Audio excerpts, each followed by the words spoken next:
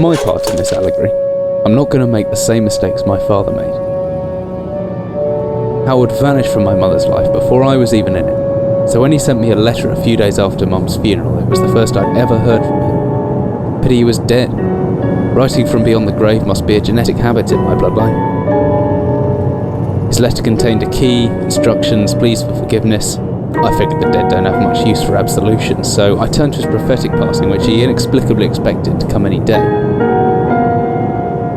Clearly averse to explanations, my father preferred to leave directions to a bank on Mayfair I'd never even heard of. In that bank was a safety deposit box in his name, and myself as executor.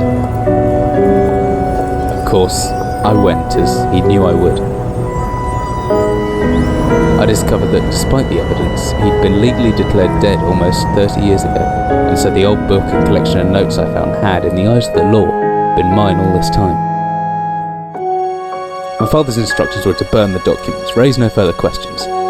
But that was his error. No man's immune to the shameful trappings of curiosity, and my humanity got the better of me. The university I taught at was world renowned for two things: physics and linguistics. I represented the first, and the man who stood for the second was stumped by my recent acquisition.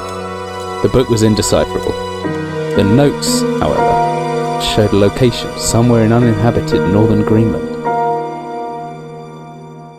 It took me almost a year to book the last flight I'd ever take.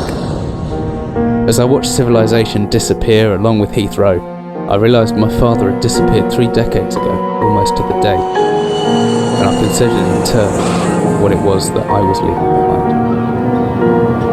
We landed on a strip of ice a few feet wide, and within minutes I was pulling away on a chartered boat, beginning the 12-hour journey that would lead me into my past.